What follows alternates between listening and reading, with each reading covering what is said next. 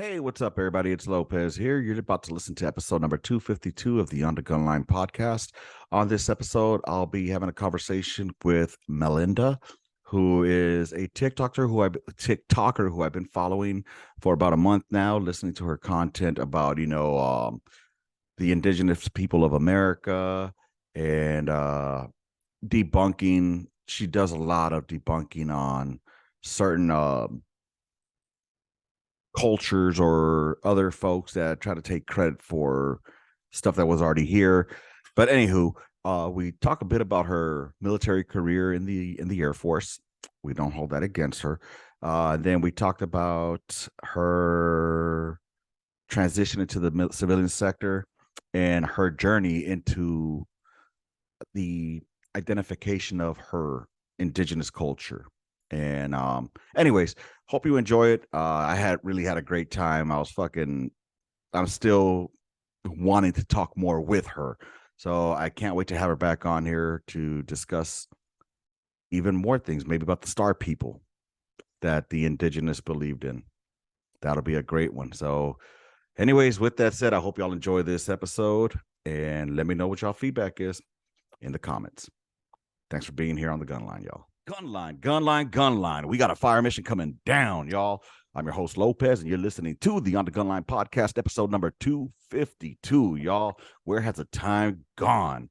Yo, check it out. Usually Hunt would be here as my co-host or Urena, but unfortunately, due to logistical shit and admin stuff, they weren't able to make it in. However, like I had pumped out on the last podcast that I did, I was going to have a motherfucking guest here with us who was going to educate in a way, and get me, the cultural aspect that I've been going on. And I'll dip into that a little bit more. But without further ado, I'd like to welcome Melinda. Thank you for being here on the podcast.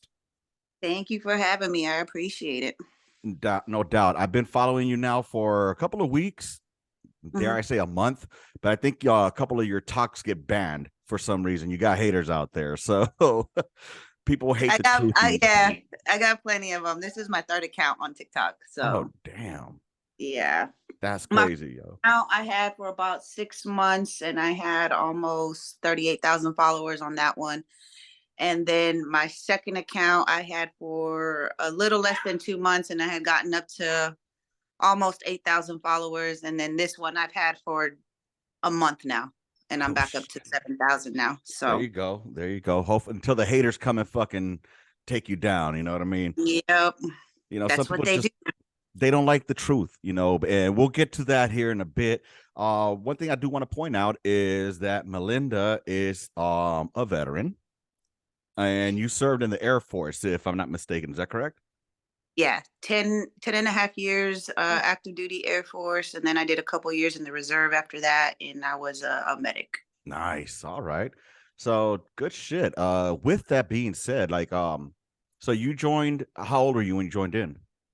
Right out of high school, about 2 weeks after I graduated, I went to basic. So I left in June of 2001. And then a couple months later, while I was in tech school, 9/11 happened. So, pretty much spent the whole career from the beginning of it all. Yep. Nice. Holy shit. Well, that was an experience I'm sure you didn't think was going to happen. Oh, good. You joined the right fucking branch though for it. I'll tell you what. Yeah, kind of, sort of. I mean, I did deploy twice. I had 2 tours to Iraq. Okay. My first tour, I was in Balad 2004 to 2005. Okay. During the time when it was dubbed Mortaritaville. Mm-hmm. I was an ER medic there. And then my second tour was in 2009 in Baghdad, and I was a medical advisor and liaison for the Iraqi Special Forces medics. Oh shit! Right on. Yeah. Where were you at in Baghdad? BIOP. Area 4. Yeah, Area 4. That's in the BIOP area, though, right? And I'm guessing. Yeah, it was in the BIOP. It was like right down the street from Sather. And it was the Iraqi Special Forces base. So we were actually living with the Iraqis. Oh, yeah. What year was that? 2010 during the drawdown. Oh, okay. Yeah, I was there in Mosul. I was there from 2009, 2010 when they renamed it to New Dawn.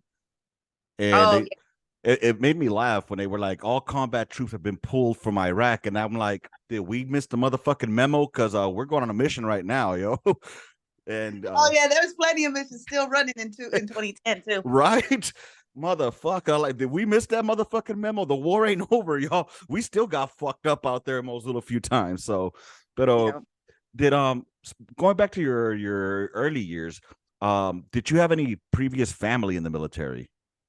Yeah, I had my uncle, my mom's brother, he was a Marine and he served in Desert Storm. Okay. And I had a cousin also who was Army. He also served in Desert Storm. And then some older um cousins like around my mom's age, they served, but they weren't in any of the wars. Mm-hmm. And then I had some of my grandmother's brothers who served as well. They were all either Army or Marines. So I was the first Air Force. And then my two younger brothers joined the Air Force after me. Oh, And so okay. well, yeah. So you broke the wheel on joining fucking real branches and went. You know, there's gonna be some shit talking, but you know. Yeah, but our ASVAB scores are higher. You know what I'm saying? Oh, darling. There you go. Oh man, you motherfuckers! I was in Korea. When I was in Korea, dude, we went out there to Camp Humphreys, and Mm-hmm. I want to say that there's an Air Force base. No, it wasn't. No, it wasn't. Was it Camp Humphreys? No, no, no, no. It was fuck. I can't remember that fucking Air Force base out there right now. Osan. Osan, yes, those motherfuckers, dude. Y'all had it hooked up. Is all I'm saying. I mean, y'all. I I ain't never gonna made hate. it to Korea, but yeah, I've heard the stories. I've heard the stories. Yeah, you guys have it fucking hooked up. I ain't mad at y'all though. I mean, supposedly y'all got paid extra for living in our barracks because they were substandard, but that's what they say.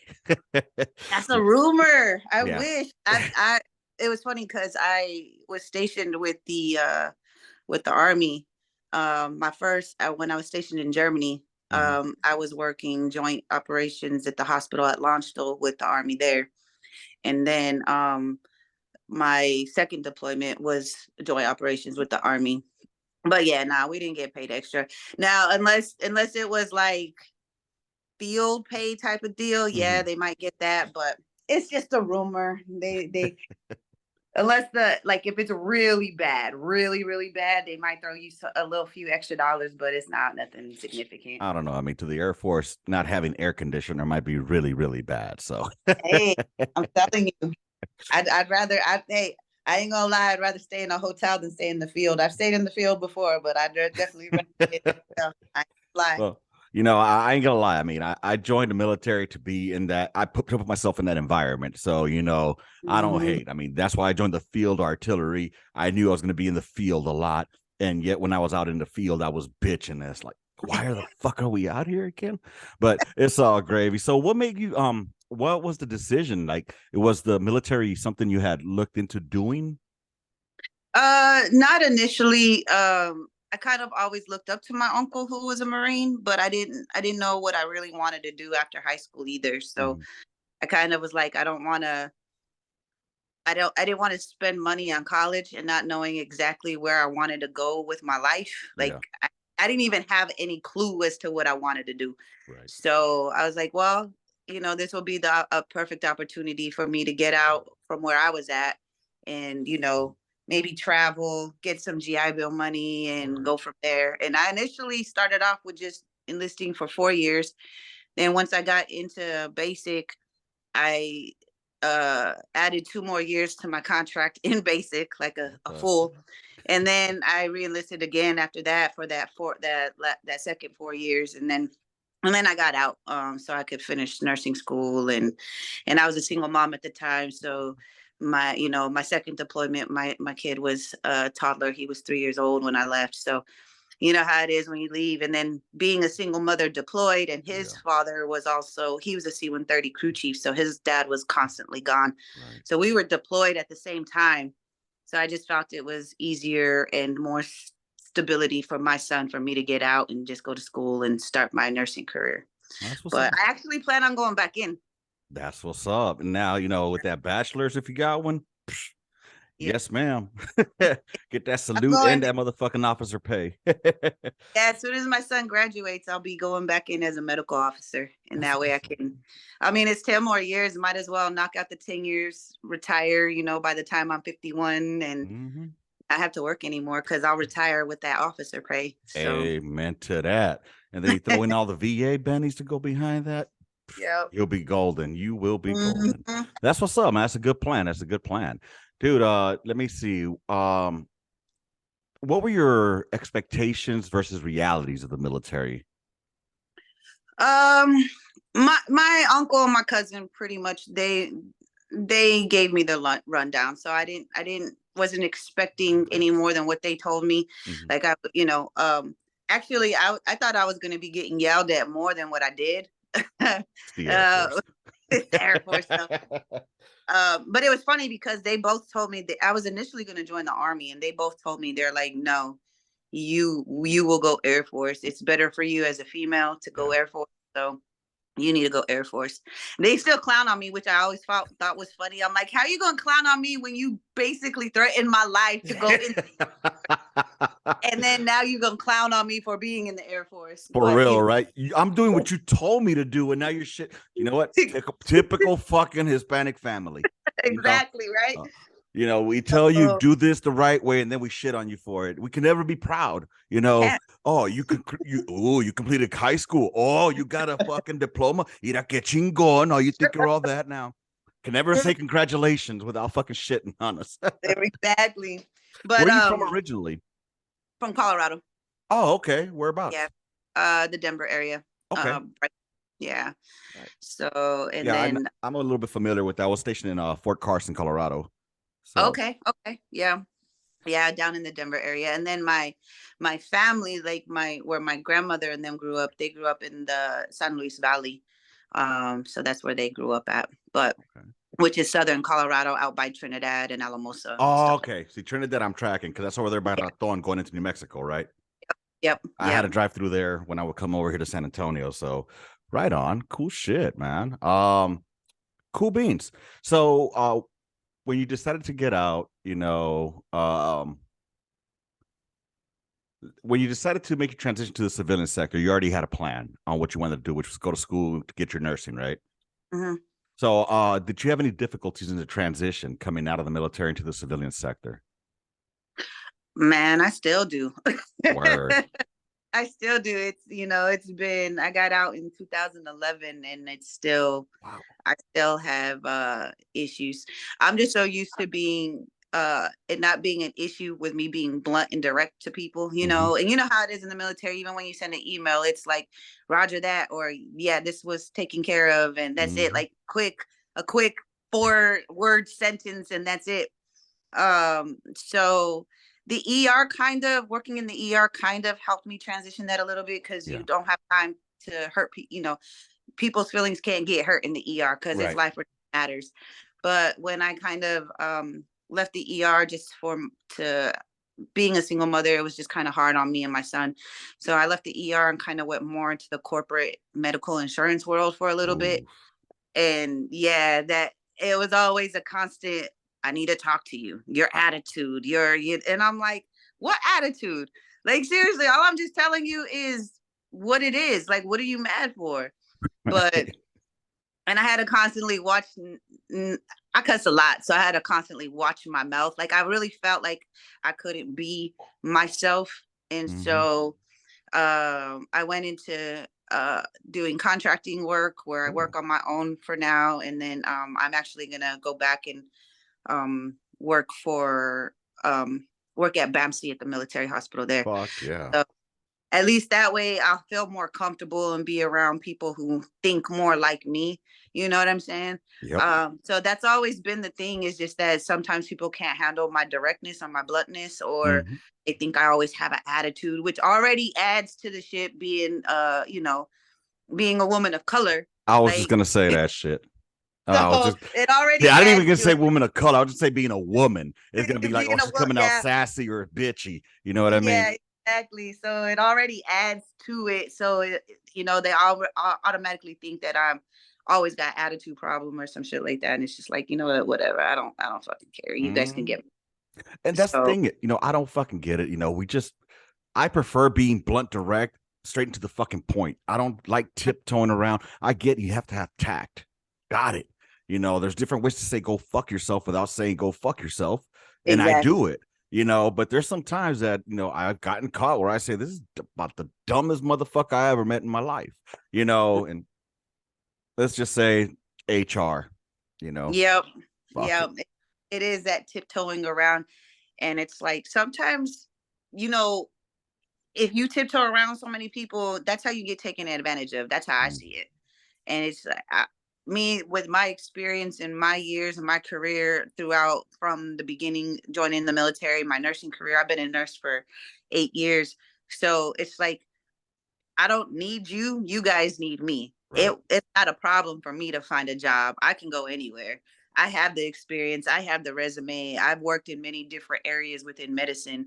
So if you think you can treat me like shit just because you think you have authority over me, again, I don't need you.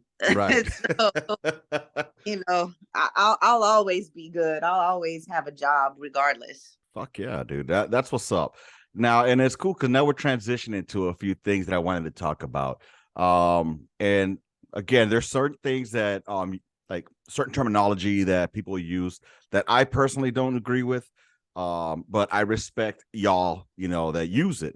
For example, that person of color shit, that's not me. I don't like referring myself as a person of color Yeah. because, I'm just I'm Danny. So we're gonna go into this cultural thing now, if you don't mind. All right. Oh, Oh, she lit up a goddamn cigarette. Oh shit. She's gonna tell me to have a day. Watch. By the end of this, she's gonna tell me, have a day. it's a I'll lot. be laughing at that shit.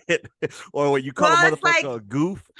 if I say have a fucking day or have the day you deserve, I get my shit taken down. So it's like, you know what? Have a day because whatever your day is, whether it's good or bad, just fucking have it. Like, because at the end of the day, karma's gonna get your ass anyway. So have a day. Facts.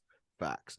No, and also like I started hearing this person of color shit, and again, not trying to demean it or degrade it or anything, It's just Yeah. like I hear it and I'm like, isn't white a color?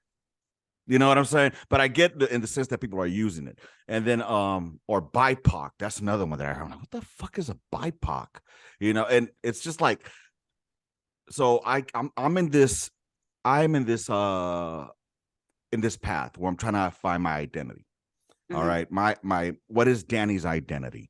And just a quick fucking real quick history of me. Born in Los Angeles, raised in South Central. So I grew up in the 80s and 90s. I was born in 77. So I grew up in the 80s and 90s in a predominantly black neighborhood. All right, which then shifted into a Mexican neighborhood. Well, primarily. But so growing up there, I grew up being that Mexican down the street, but I talk like a straight black kid. Now I know there's a lot of people out there gonna be like, "Well, what's that supposed to mean? What does a black kid sound?" Imagine it in your head. That's what I sounded like. All right, y'all know what the fuck it is. Y'all seen the Boondocks? That was me. All right, as a young kid, but I was Mexican. All right, so but I spoke with that dialect, I guess you could say. As I got older, though, come to find out, bro, I'm not Mexican. Um, Turns out I'm going to Nicaragua with my mom because that's where she's from. I'm like, okay, cool. What part of Mexico is that in? Nah, that's on a whole other place called Central America. Hmm. And then come to find out that my dad's from El Salvador. And so once my friends found out that I was Salvadoran, all my Mexican friends, there's a rivalry between Salvis and Mexicans. So I Mm-hmm. was just called a cerote from that day forward. All right. So I lost my Mexican identity that day. Like, what the fuck am I then? You know what I'm saying? Yeah. So, Yeah. but I grew up with the culture of, of Mexicans and blacks and just the South Central neighborhood. Yeah. But I was kind of still lost, like, okay. And I didn't start thinking about this until much later in life. Um, then the only thing I knew about white people was what I saw on TV. Again, 80s and 90s, you're talking about 90210. You're talking about all these fucking fantasy things, like everybody's living great and rich. And all I knew about white people were my teachers and the police. That's it, bro.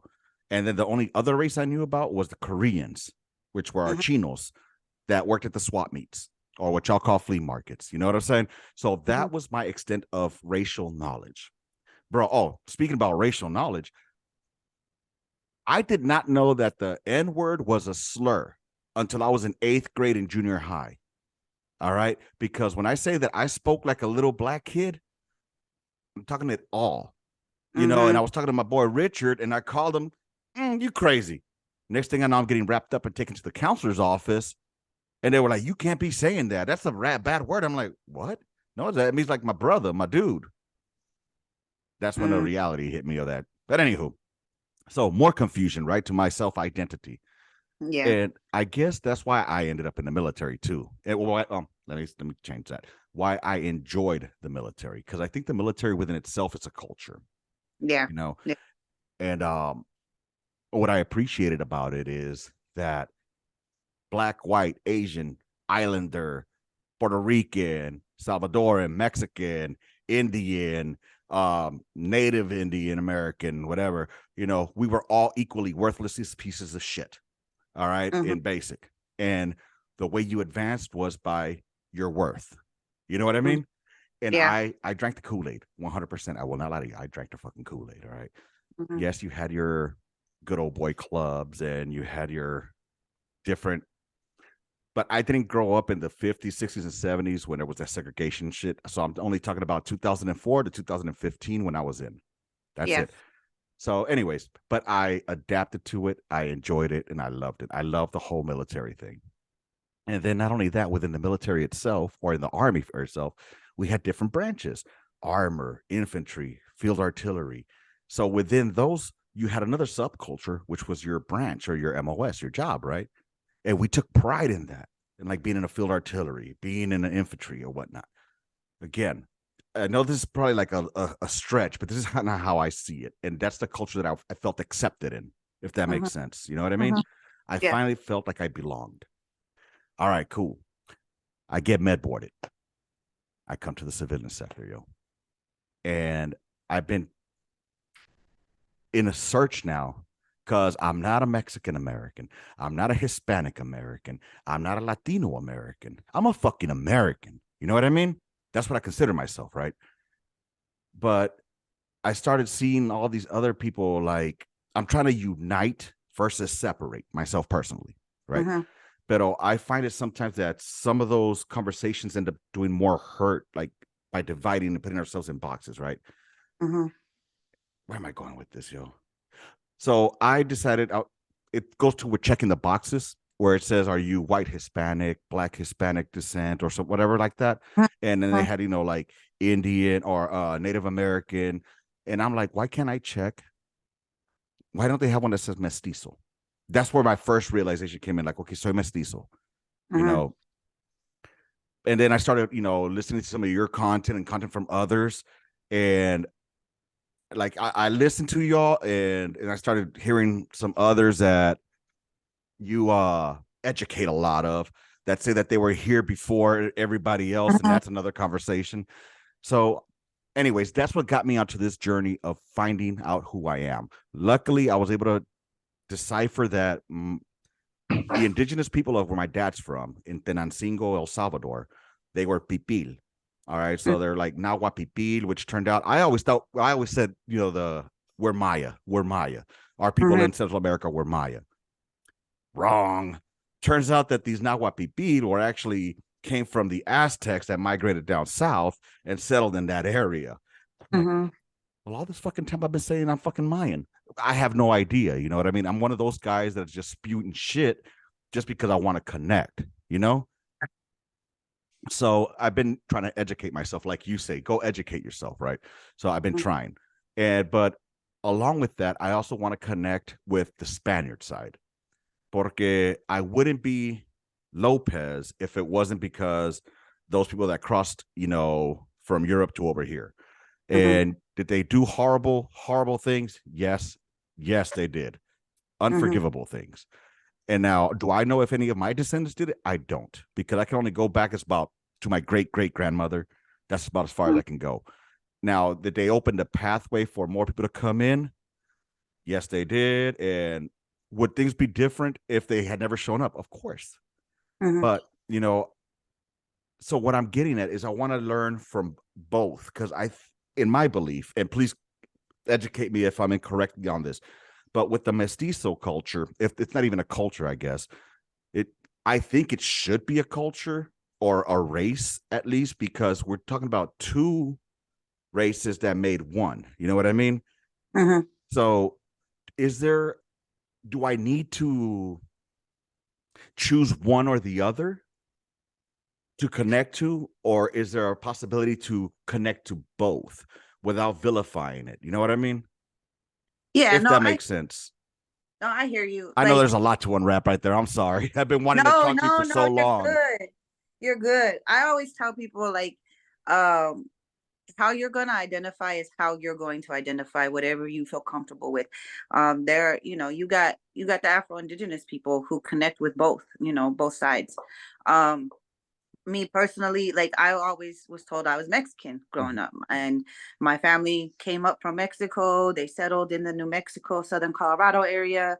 And it was, when it was still a Nueva Spain, they Right. mixed, and they were indigenous peoples, and then they were also mixed with Spaniards. And then on top of that, when uh when Mexico lost the war to Spain, or when they won the war and gained their independence from Spain, then that area then became Mexico. And Mhm. then when we lost the war to the United States, then that area became United States territory, which eventually became New Mexico State and Right. Colorado State and all of that. So my roots have always been in that area, and Mhm. my family's roots have always been in that area. And I just recently got my genealogy. And so I always knew that we had indigenous bloodlines, Mhm. but I always was like, we're Mexican. Like I knew it was like a mix, but we're Mexican. Our culture is Mexican. That's who we are. It's what I was always told. Mhm. And so and I even still right now just say I'm Mexican indigenous, because I haven't fully connected to the tribe that my family lineage goes down. And even like my direct family line goes to the Zuni, and then I have a couple lines that crisscross that are Apache and Navajo, Mexica, and there's another one that's from part of the Nawa speaking tribes. But they so just knowing that, and then kind of looking through that history now, and I see how things happened. And some of my family were enslaved by the Spaniards. And so and then they were also detribalized and pushed out of their, being out of their, which is why we're having to reconnect, right? Right. But certain things within the culture always stayed. Our food, for one, like I mean, you lived in Colorado, so the Mexican food out there is way different than here in Texas. You know what I Yes, mean? it is. And so it's very indigenous based from the indigenous peoples in those areas. Right. Um, and so our food, for sure. Even I don't speak fluent Spanish. I understand a lot of it, but even the Spanish dialect out there is very highly influenced by the Tewa language. So you have bits and pieces of Tewa words mixed in with the Spanish words as well. So those were things that we knew of. And then um, being connected to the land has always been in my family. Like we went camping. We were Yeah. always out there, playing in the rivers and out in the lakes, doing all that stuff. My great grandfather was a land rights activist. Matter of fact, he had the longest running lawsuit in Colorado history. It went all the way to the Supreme Court, and they came to an agreement. But of course, the white folks out there, they don't like to stick to their agreements, and so they were always finding loopholes to try to sell off more land, so Yeah. that way the people couldn't use the land like they were supposed to. And so there's still lawsuits going on, additional lawsuits that have been going on for that land out there. So that's always been kind of embedded in me. So I always felt more connected to being indigenous than being Spanish. Gotcha. um and then based off of the family history, like there was a lot of things that were kept secret or not spoken about for reasons. Now I know why those reasons were. Mm-hmm. So for me, that's why I feel more connected that way. I Gotcha. don't really feel the need to connect. I'm like disconnected from a lot of like, I never learned Spanish because my grandmother, she was never in boarding schools, but in school when she was growing up, they would beat her. They would lock her in closets every time she spoke Spanish. So of course she was afraid to teach us Spanish. That's why I barely, barely know it. And I know Spanglish more than anything. Right. Um, and so then on top of that, I left the church a long time ago. I left when I was 16 because I never felt connected to Christianity for myself. Mm-hmm. So I left when I was a kid. And my family didn't have a problem with it. They were always very supportive of being who you are and identifying how you feel. And, Mm-hmm. we support you even if we don't always agree with you. So I never felt that connection. So to me, those were the two biggest things of Spanish culture was the religion and the language that I never was connected to in the first place for I me. see what you're saying. No, no, You know? 100% makes sense. Yeah. Uh, Yeah. can I So ask that's you? why I never identified as mestizo either, because I just never saw it as like, for me, the Spanish and what happened to my family, Mm-hmm. um, I just kind of, and I'm not saying everybody who was Spanish in my family, but there are descendants of mine who Right. were conquistadors. I mean, ancestors of mine who were conquistadors. And so for me, not everybody, and so many of us were very mixed. That's why my percentage of DNA still is pretty high. It's still Mm-hmm. 40%.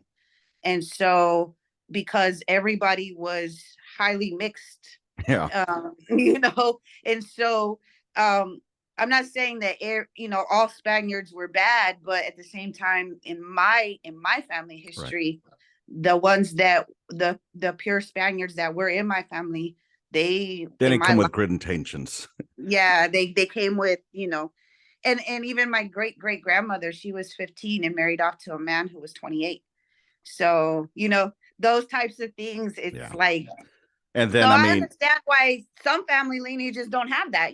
They would maybe they were actual not conquistadors, but immigrants that came in, mhm, and they just kind of mixed in with the population, and that's how it happened. And that's, I can understand being connected to both, right. but for me personally, I just can't. I don't have. I'm like, Yeah, I gotcha. No, trust me, I'm picking up what you're putting down, and yeah, like I said, I respect that 100%, yeah, Um, I just, I don't know. I don't know my lineage. I don't. I just know, like I said, I can only go back to X amount, and I wish I could go further back because Tenancingo, where my dad's from, that small little town was like for real, like a Pipil area, and even the name is indigenous of that town. So hmm I just wish I could reconnect more and see where our last name came from, how it got in there, how I just wish I could go further back. Anyway, I'm gonna have to resend you a new link. Like I said, I knew it was gonna happen. yeah. Oh no, But no problem. when we come back though, could you let us know how it is that you started? Like what got you to start on your journey that Okay, you're on now? Or was this something that you've always been doing? If you don't mind. Is that sure. cool? That's cool. All right. I am loving this so much. I appreciate it. Sorry if I'm talking too much, but No, I'm I'm really having excited. for real. It's good. All right. I'm gonna shoot you that link right now, okay? Okay. All All right. right, all Thanks. right, y'all. I know y'all didn't know it was like about a 2 minute break and shit. It was just gonna be like a quick flip flop for y'all, but we're back here with Melinda, and y'all need to go check her out. Brown Pride. I'm sorry, Brown Girl Pride Zero on the TikToks. Y'all need to go check out her content, especially if you want to learn and educate yourself on pre-Columbian fucking history, y'all. And to some of y'all out there, y'all need to know that no, y'all were not here. All right. Y'all weren't. You know who you are. You know who you are. So, anyways, with that being said, thank you again, Melinda, for being here. So, like I was saying earlier, could you let us know how did you begin your journey into your current? I've only been following you since you started this last TikTok up, so I don't Mhm. know the amount of content you've put out and what it was about. But how did you begin your journey into this, into looking into your connecting or reconnecting? Well, it started a few years ago, when I did my DNA test just to kind of confirm what I always knew. I just didn't know. how much native DNA we had. I didn't know how that mixture happened. Like I said, there was a lot of things left unsaid or not told or passed down. So then we all kind of started helping. We all kind of started working on our genealogy, but we were hitting stumbling blocks. So I kind of never felt comfortable saying I was indigenous, right? Simply because I didn't know who my people were, and I didn't have a whole lot of knowledge on native issues and culture and things like that, just from what I knew from my own personal family. Um, so when I got on TikTok, I actually started getting on TikTok. It was around the Roe v. Wade overturn. Okay. So I was kind of speaking a whole lot on women's issues and anti-racism stuff and things like that. Yeah. And then I came across this TikTok where they were talking about Africans being here before Columbus. And I was like, through my research and, kind of going down the realm of researching indigenous, histories and cultures throughout, North America and Mexico. I hadn't even gotten into South America or the Caribbean yet. I was just kind of, looking at North America, North America mostly, the United States and Mexico. And I was like, that don't make sense to me. So I started like researching the things that they were saying, and I was like, I'm not finding any of your information. Like, where are you getting this from? And that kind of started me down the path of debunking and correcting misinformation and wanting to make sure that. And then I realized that there were even some of our own people who were reconnecting, or people who may not be reconnecting but knew that they have native ancestry or things like that, that were kind of being persuaded by some of these things. Right. And they're like, oh yeah, that's so cool. And I was like, hold on, no, because this is taking away from our history. And then where it really got me was when they started saying the Olmec were African. And I was because like, of the stones, right? Yeah, because of the stone heads. And I was like, nah, see, now you're stealing history. What the hell are you doing? Like, and then I realized like they didn't really understand human migrations, and they didn't understand, genetics and adaptations and cultural evolution and linguistic evolution. So I kind of started going down the path of, let me at least educate.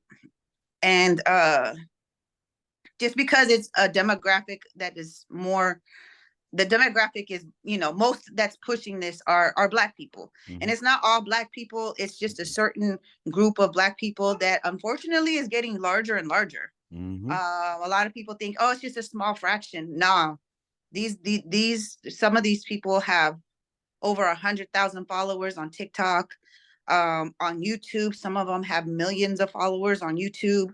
So it's a larger group of people than people think it is. Right. And it's really misleading so many people. And then on top of it, it's when they started saying the Mayan were Black, and the Aztecs were, and then it was just kind of like, no, those are my ancestors. Like, what I'm saying? Like, no, like we're not going to steal my people's history. Like, enough has been stolen from us. I always made a joke that all white people always have. If you ask any white person, they're always like 20% Cherokee, or somebody in their bloodline was Cherokee. And I was cool with that. That was my joke. But at least they're not trying to take the whole fucking tribe. These motherfuckers talk about, no, we was here first. Like, and it started when I started hearing it was that they claimed to be like a fucking Israeli lost fucking tribe that came here. And I'm just thinking to myself, like, bro, do you fucking hear yourself? But no. And one of the books that one of my co-hosts, Hunt, he's gonna definitely listen to this. I could already hear him. But he's into like this book about before Columbus, 1492 or some shit. So he points that out, and I haven't read it, and I'm not gonna lie to you, I'm not gonna read it, because to me that's just written for a targeted person.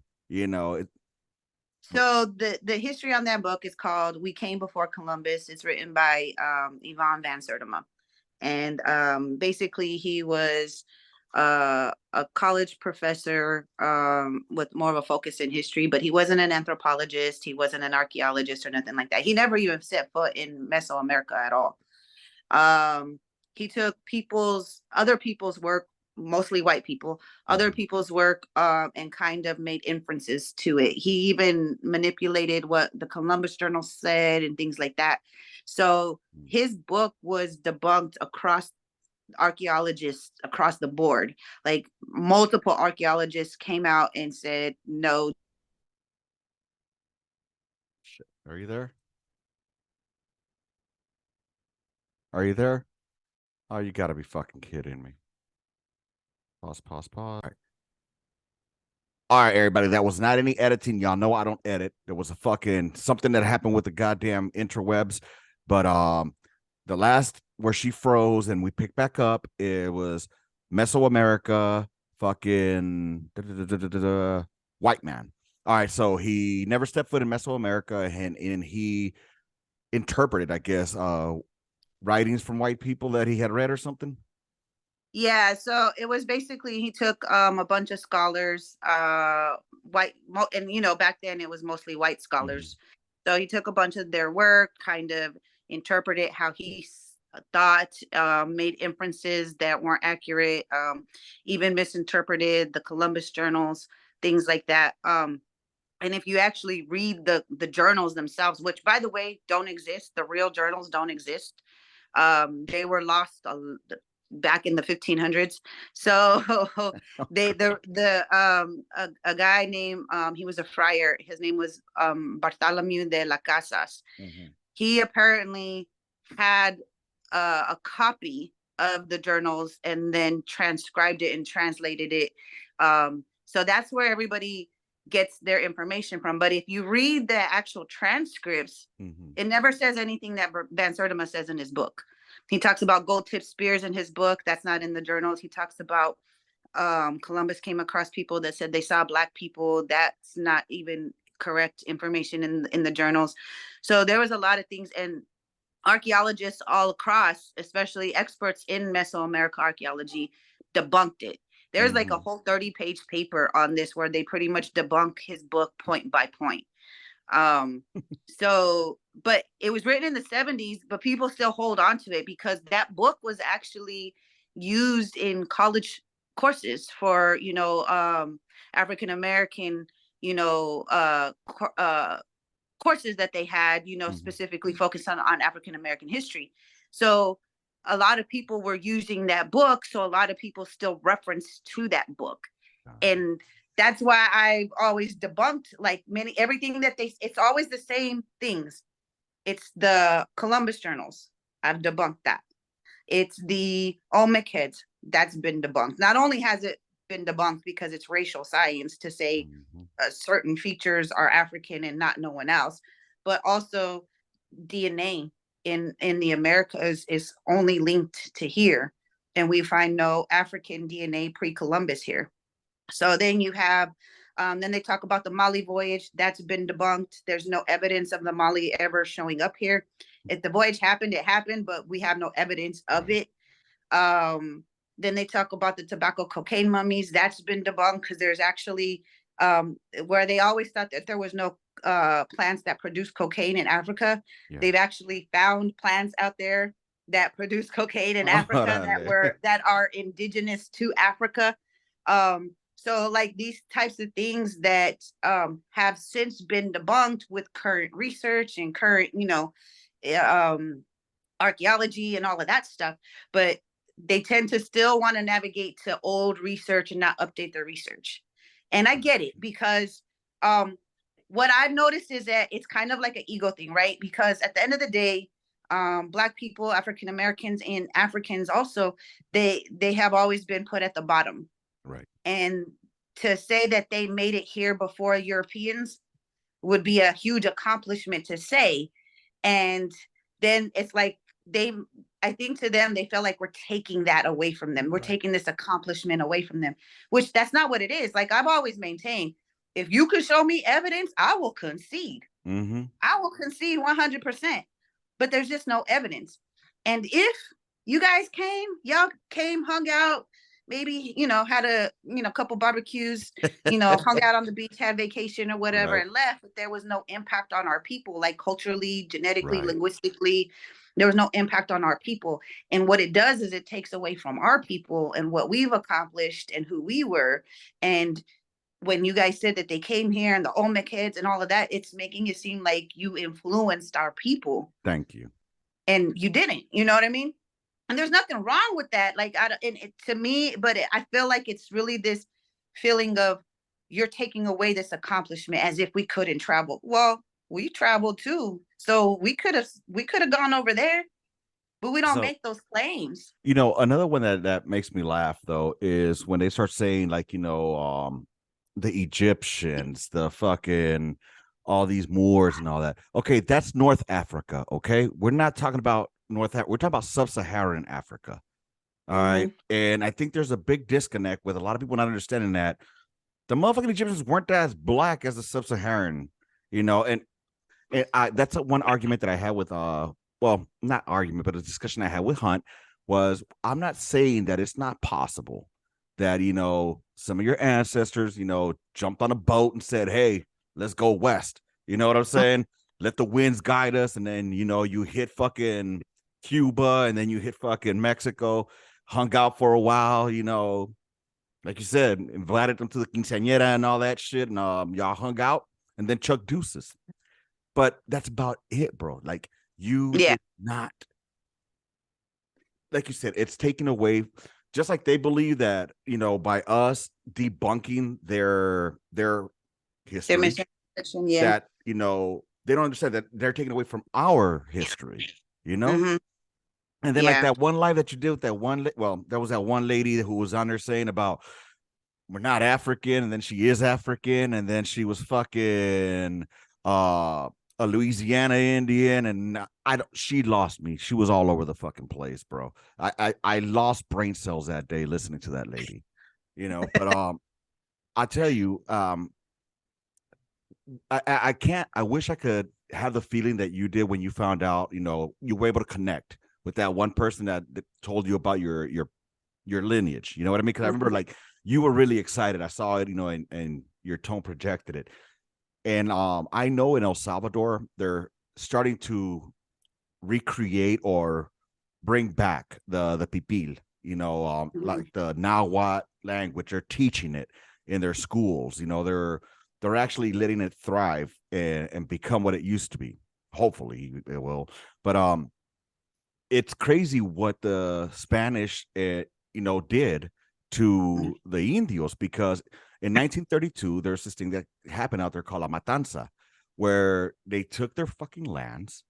They were killing anybody who said they were Indian, and that's why everybody started just killing soy mestizo, soy mestizo, even if they were fucking full-blooded pipil or whatever Lenca or Maya. They were like soy mestizo, because that way they wouldn't get killed. And then what does the government do after they take away their land? They charge the motherfuckers to grow on that land after it was theirs, bro. You know what I'm saying? So it's horrible what they did. It is. And I hope that we're able to progress from that. You know what I mean? Yeah. And to your point, I can't stand when motherfuckers go out there and say like, yeah, we were here first. No, you weren't, bro. No, you in Nicaragua, where my mama's from, there are some Africans there because they have a Caribbean side. They have them on the Mezquitos. And but in El Salvador, you don't have very, very many black folk there because it only has the Pacific side, you know what I'm saying? But anywho, I digress. I get lost in my own fucking thoughts sometimes. But Oh, anywho, yeah.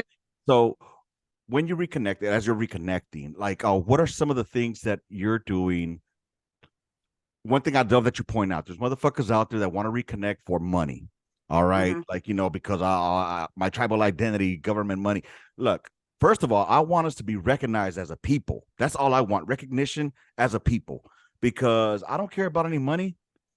My people from El Salvador, there ain't no motherfucking money there. The pipil, Yeah. nothing. I just want them to be recognized as a people, and for the culture not to disappear. Because now that I have kids, I want them to know, hey, just because you hear the term Native American, don't think that just means the Sioux, the Utes, the Apaches, the Blackfoot. You have that blood in you. All right. Mm-hmm. Your last name might be Lopez, but there's probably somebody in there named Incuncle Chacatacla or something like that in your past. You know what I'm saying? Yeah. So I want them to be able to connect with that at least someday in the future, because I don't want that part of history to be erased, as you said. And it seems Yeah. like that's the way it's going. And not even by the white people that a lot of people try. I mean, the white people, I guess they started it, but now it's by our own people, you know? Well, here's the difference, right? So white people, they claim the identity to either one, prove that they're not racist, because if they say that they're indigenous, they can't be racist, right? So it's like that's what they do. And then two, they do it for land grabs. You know, they want to take more land. So that's their whole purpose in claiming to be native.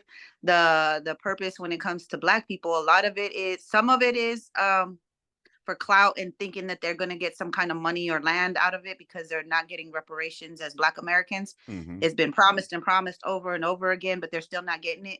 And then the other thing is just it's being lost.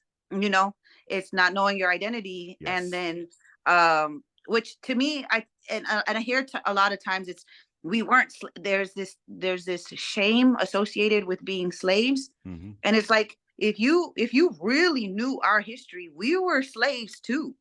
Like, you know, but we're not sitting here saying we're not indigenous because we were slaves. Like, Mm-hmm. and so there's this entire, I think there's this misconception that these Africans that were brought over here didn't fight. Right. Like, there were many, you know, rebellions that happened before they even got on the slave ships. There was rebellions on the slave ships. There was rebellions when they got off the slave ships. Right. Like, they were fighters, you know. But it's just, you bring people across the ocean away from their lands. Where are they supposed to run to? Right. Here, we actually could run and hide because we knew our lands, you know. We had places where we could hide out where they couldn't find us. We were able to escape much easier. So they had a hard time keeping us enslaved. And then on top of the diseases, you know, that was another thing. So it's like, and then it's, for us, it's easier to reconnect because we are on our homelands. Right. You know what I mean? For them, they would have to travel all the way to Africa, which isn't a cheap, you know, travel, for one. And for two, you know, you know, so you have to travel all the way over there. Then you have to travel to, if you, especially if you've never, you know how it is in the military, you know, if you've never been to another country, it's a little intimidating at first when you leave, because you're like, you're entering a whole nother country, you're entering a whole nother culture, language, everything. So to go somewhere where you've never been, you've never left, even if you've never left out your city, much less leave the country, you know, it can be very intimidating for people to want to go back home to where their ancestors are from and reconnect with them. And then also have to deal with their own racism between them, because Yeah. I know that I remember when there were a lot of cats that I knew that were like Somalian, you know, and they were like, oh, these guys aren't real black, they're not African, you know, like about black folks in America. I'm like, what the fuck? I guess they don't look at them like that, you know. They look at them like they're, for example, almost like whitewashed, you know what I'm saying? But here's the thing, like, you know, and that could happen, that happens within our own culture as well. Within our own Latinos, like, you know, either you're too white to be Mexican or too Mexican to be white, you know what I'm saying? But it's not your fault, you know. You're just a product of what you are. And but I think I would hope that doesn't happen if, like, for example, I wanted to go reconnect. If I go back to El Salvador, which I probably never will, but if I did want to go back over there, just because I lived out there in 1995, 94, 95, I can't even remember no more, 94.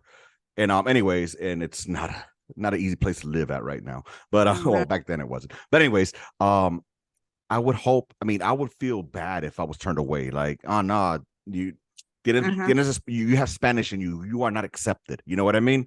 That would break my heart, bro, you know. As much as I don't see our people doing that, but I mean, could there be some that do that? I'm not sure though, you know? There are some. I mean, I get it sometimes where people say, I get few people who are like, you're not a real native. You didn't grow up in the culture. You're reconnecting. Hmm. Reconnecting isn't a real thing. I've had that type of shit too.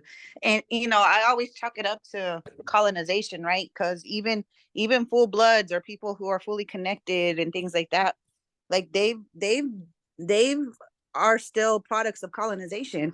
That mindset is so deeply ingrained into all of us, and it's a process to decolonize from all of it. And I guess because initially, before I became a nurse, my degree was in psychology, so I have a Okay. real interest in psychology. And over the last few years, I've been really studying the psychology of white supremacy.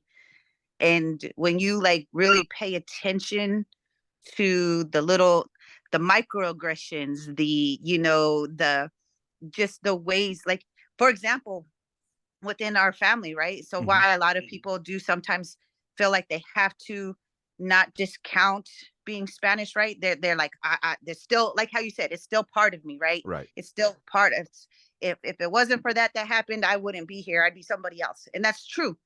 But when you think about it, think of how most Latino families are, whether you're Mexican, El Salvadorian, Puerto Hmm. Rican, whatever. What is it that we say to each other? Even if you're, even if you're mad, or even if they did something wrong, whether it's your brother, cousin, whoever, they're still familia. They're Hmm. still family because they're your blood. They're your Right. blood. That was ingrained into us by the Spaniards. See, the Spaniards purposefully mixed with us, one, to breed out the native, Right. two, to say, you can't hate me because I'm your familia. You see what I'm I saying? see what you're saying.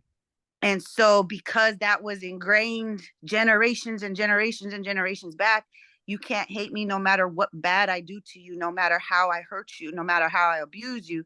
I'm your family. You have my blood. We're blood now.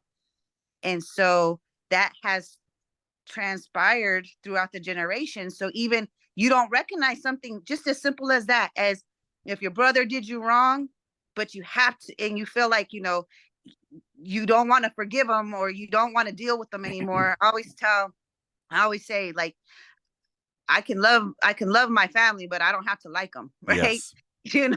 I don't have to hang out with them. I don't have to keep in contact with them. Yeah, they're family by blood, but that doesn't mean they're family by bond. Right. And so, that it's toxic, right? But so that has been pushed throughout the generations in our families. And so no matter what, their familia, no matter what, even if they're bad, they're familia. You support them. You do everything. You sweep shit under the rug. You Right. know, you sweep the abuse under the rug. You don't talk about it. You sweep all of that you don't say nothing. It's it's secrets. It's, you keep it in the family. That's our business. That, things like that. And so those things were ingrained into us generations and generations back. But unless you really start to decolonize and start researching the psychology of white supremacy, you don't know that. You don't notice those things. So my question on that, not to cut you off, but my question on that would be like, wouldn't on the indigenous side of the ancestry, wouldn't they also believe that, I mean, blood is thicker than water at the end of the day? You don't think I'm just trying to play devil's advocate here, for example. Mm-hmm. Mm-hmm. Say the Europeans never came, you know, each tribe was each tribe. They still had the little feuds as always. You Mm-hmm. know, wouldn't they look down upon others for intermixing, let's say, with other tribes per se? No, actually, if you look at, so northern tribes, like in the United States, Hmm. they purposefully kept themselves from growing large because it was bad for the lands. Hmm. So they would mix with other tribes. One, it was bad for the land, and so you would create new clans. That's why when you look at a large nation like the Cherokee or the Cheyenne, they have different bands or different clans. Right.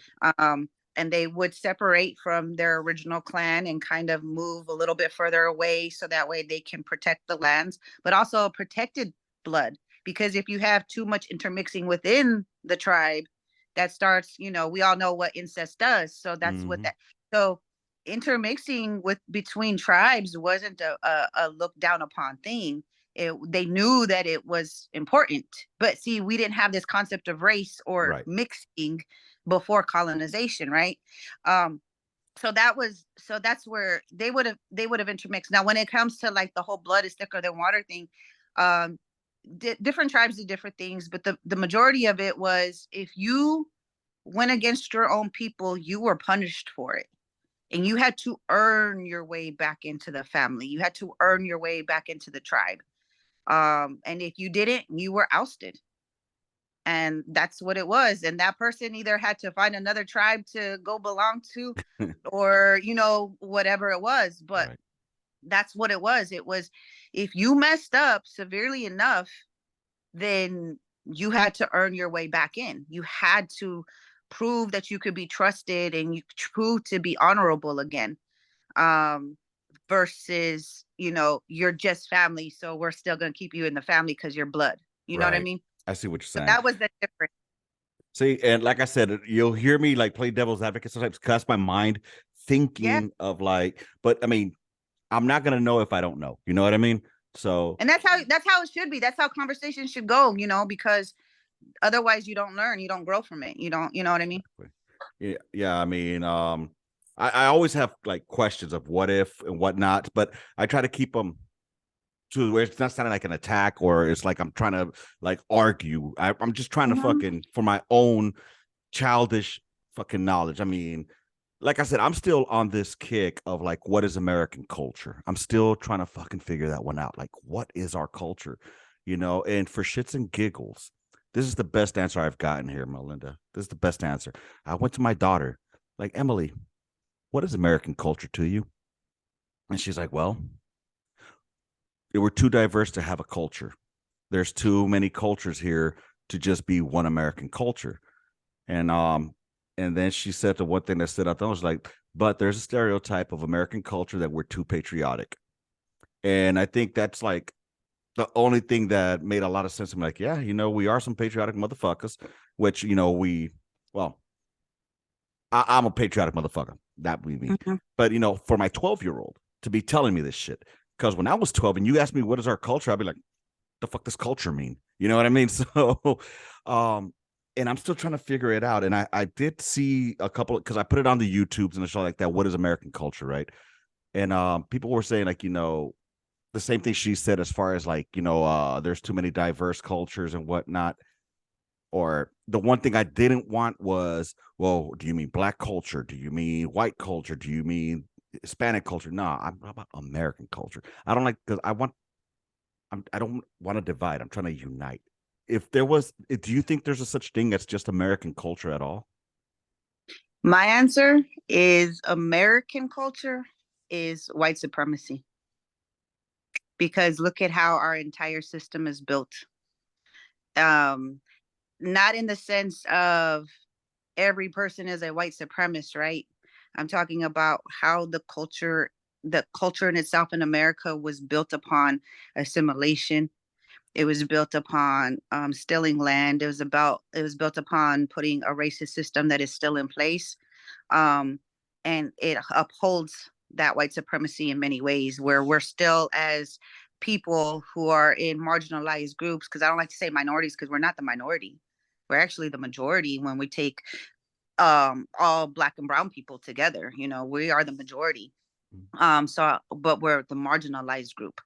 And so when you take these different marginalized groups, that are still having to fight for acceptance, which is why I don't even believe in equality. I believe in equity over equality, because equality to me is trying to be equal to the oppressor, and the oppressor will never see us as equal. And then you have to then take on their mindset to overthrow them, because then you have this, you basically replace one oppressor with another, because you're searching for a power grab. And that power grab, depending on who grabs that power and how their mindset is, especially if they're not a decolonized mindset, you're going to end up just swapping out oppressors for an oppressor. So American culture to me is that. But when you look at the diversity of America as a whole, as in the United States as a whole, and the continent as a whole, you know, it's not one particular culture. Like they said, it's multiple different ethnicities.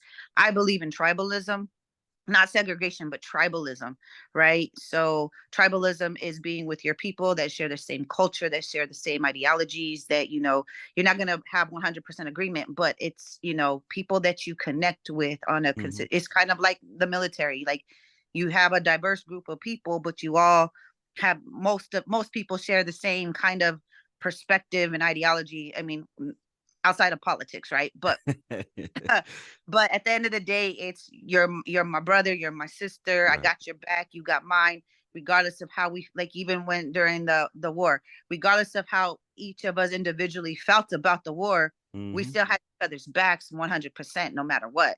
Yep. So to me, I believe in tribalism and having smaller tribes the way our ancestors did it. That's kind of, you were able to maintain being a people without having to have large major world wars, because the larger an empire gets, they always fall. You start you start only having a few people at the top with the voice, and everybody else at the bottom doesn't get to have that voice. And we see that here. This Right. country has grown so large. We have, you know, over 300 million people here. Not, and this is why people don't like to vote. They don't feel like they have a voice. You see what I'm saying? Because of the electoral college, I mean, but Well, which makes that a lot of too. sense, though. Yeah, because of the electoral college. But even then, do you really, even if like you have just the straight across popular vote, you're still going to have people who don't feel like they have a voice, because there's, it's so large. Well, I It's mean, so many people. well, I mean, this is the way I see it as well. I mean, if it was based on just a popular vote, only the coasts would fucking run this country, you Mm-hmm. know. And that's one thing. Like when there's this argument or discussion regarding, like, you know, it should be the popular vote. Like, okay, does a motherfucker in San Francisco know what a motherfucker in Iowa does and how they feel? Probably not, you know. So I think if anything, it's more of a regional thing as far as like the Northeast, the Southeast, the South, the West Coast, the Southwest. Those are all different cultures within one big culture, I guess you could say. Because even like you said, even the foods, how different they Mm-hmm. are, you know, between Colorado and Texas alone, you know. And even when you look at states, those are still large. Mm-hmm. Like, you can't, you're not going to get everybody to feel like they have a voice, even in state elections. Right. You know what I'm saying? I find when people do participate in local elections, I find people, when they actually start participating in local elections, I feel like then they feel like they have more of a voice, because Mm-hmm. it's a much smaller demographic. It's a much, it's you're talking about your community now. And that's What where the popular vote counts. Yeah. Yeah, and that's where it directly affects you, but it's a smaller amount of people. You see what I'm Mm-hmm. saying? But when you start looking at larger and larger and larger groups, and when we're getting to the national level in this country particularly, nobody feels like they have a voice, regardless of how you do the election system, whether it's the electoral college, whether it's popular vote, whatever it is. You have millions of people who don't feel like they have a voice, like their vote doesn't count. Exactly. But see, I think also, in my opinion, I think what it is the loser's never going to be happy on either end. You know what I'm saying? And that's why it's going to be like, well, why the fuck did I even vote? You know what I'm saying? Like, because like, especially on a large scale, you know, But it's like, isn't the whole point, right? The larger you are, the less you feel like you have a voice, yeah. because you're going to be on your, one way or the other, you're going to be on the losing end. Mm-hmm. But when you have a smaller group of people, of say a couple of thousand in a tribe, you know, in a smaller nation, Mm-hmm. people have more of a chance to speak up and have their voices heard. Even if they lose, they at least felt like they were heard. Yeah. You know what I mean? I don't, you know, for the past 45 years of my life, I've been hearing, we're just going into politics for some reason now. Sorry. For the No, no, no. past, for the past 45 years of my life, I've heard the same fucking promises from every fucking candidate that has gone through. I used to be a Democrat. All right. I used to be a Democrat. Why? Because the environment I grew up in. That's all I knew was all the blacks, all the Mexicans. Hey, we vote Democratic. I didn't even question, like, okay.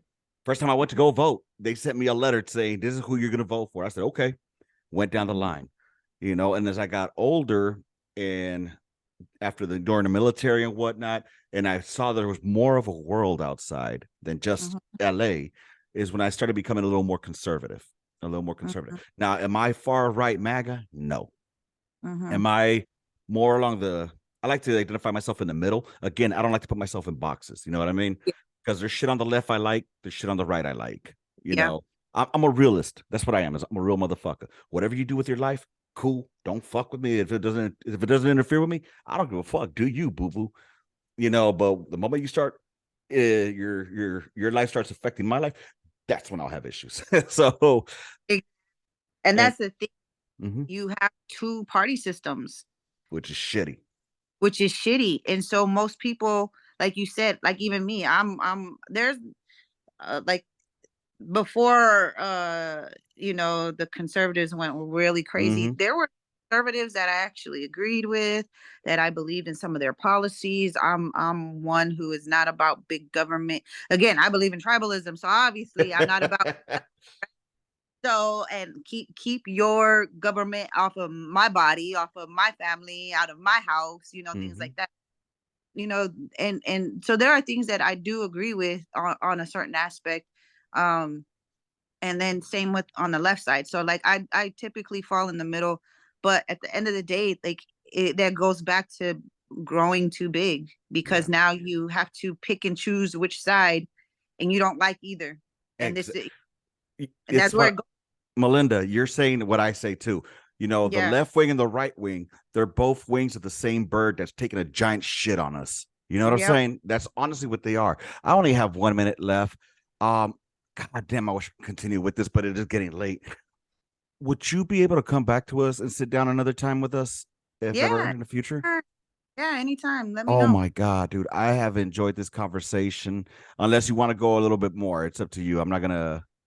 I can go. I can go as long as you need me to. All right. I'm gonna shoot you one more link and we'll knock one more out. All right. Sounds good. I appreciate you. See you in a second. All right, yo. We're here for part motherfucking 3. Check it. I just can't get enough of this lady here. Or I'm sorry. Oh shit. I was gonna go with my gun line. I was gonna say I don't want to misgender your pronouns and shit. Because No, you're nowadays, good. Lady, woman, female. I dude, am. at my job, one of the things that I started noticing at my current place of employment, these motherfuckers started putting in like their pronouns after their signature. He, her, she, them. Like, I'm not playing this game. I am not playing this fucking game. I'm all about live and let live. Do what you do you, boo boo. But when you start trying to force me to say something, that's where I have an issue. Kind of like this whole thing with Jordan Peterson. I don't know if you know who he is. Pretty sure you do. I mean, but I follow him a lot. I listen to him a lot, and it's just a misunderstood guy. But anywho, it's all about being forced to use certain language is what I'm against. You know what I mean? If I'm about free speech, I'm about free speech all the way through. Anyway, moving forward. So where do you think, and this is just coming into my head, I mean, where do you think the Americas would be in society, or in the where would the Americas be as part of the world if it was never quote unquote discovered by the Europeans? What are your thoughts? Like, have you ever thought, what if they never showed up? What would America look like in your thoughts? I feel like um we would have more connections to the land, and we wouldn't be as rough with our lands. Like I feel like we would still advance and have technology and all of that stuff, but I think we would use it in a more responsible way, and use it in a way that is beneficial to us versus harmful. You know what I mean? um I think because we were so, and I think that would have happened with many indigenous cultures all over the world, because when we look at our history and our ancestors, everybody was deeply connected to the lands, and understood the lands, and understood that You know, my great grandfather used to say, whatever you take from the land, you must return. And if you don't return, Mother Nature will reclaim it back, you know, Mm-hmm. and we're seeing that. We're seeing that happen. So, you know, I mean, even during COVID, when we were all on lockdown, like Mm-hmm. if you walked outside, you saw animals all over. I've seen animals Bro. all over the place that I normally wouldn't see in the city. You know what I Mm-hmm. mean? The sky was bluer. I could see the freaking stars at night. Mm-hmm. You know, it was just you could even smell the freshness in the air. You know, Yep. just in 1 month, how much it seemed like the earth was healing in one Yeah. month alone. And then we went back to we didn't learn. We didn't learn from it, You right? know, it's funny you say that, dude. I know that I joked around with this, but it's what I felt too. That during COVID, you know, it's America, or not America. It's Earth trying to thin out the herd.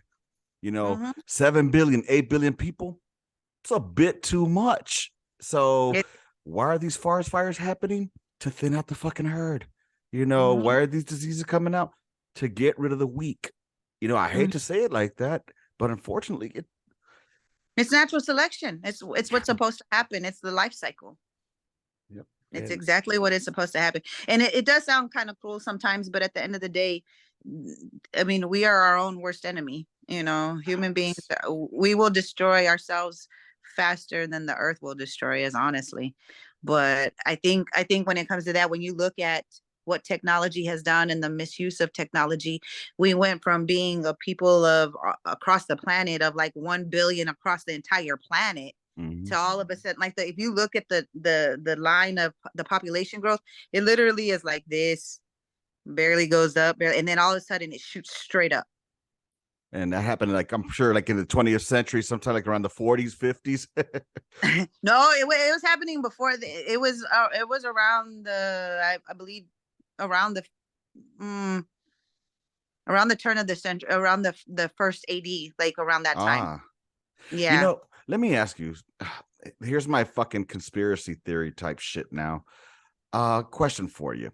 Um, what do you think happened to?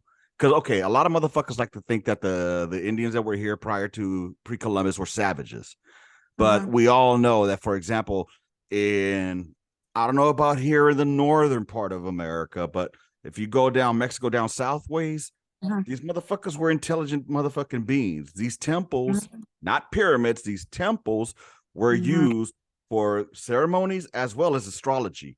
So these Yep. motherfuckers were not stupid. They knew how to map the earth. They came up with the most precise calendar, y'all. Just saying. Yep. So, I mean, what do you think caused the disappearance, I guess you could say, of those civilizations that created those, like, you know, with the Olmecs or with the Maya or I mean, the Aztecs were around, but what do you think may have happened with them? Like uh, Well, the Maya's still here. in They're Guatemala? Yeah, they're still here. The Olmec probably is just I believe that the Olmec more so kind of uh either were a product of their own environment. There may have, you know, I mean, natural disasters happen when you look throughout human history, throughout time. There are groups of people that disappeared because of natural disasters. I mean, we've had many, I mean, even if people aren't harming the earth, the earth is still going to do what it's going to do. Right. So you have natural disasters. There could have been droughts, things like that that happen. But even then, I think colonization made it worse because it caused people not to devolve but to regress. So we're still as human beings evolving, but Yeah. we've regressed in because you know, just like, you know, comparing it to the military, they put you in a position in basic in boot camp, you know, where they bring you down to the lowest level Mm-hmm. where you feel like shit about your whole existence of life, right? You Yes. know, they break you to build you up how they want you to be.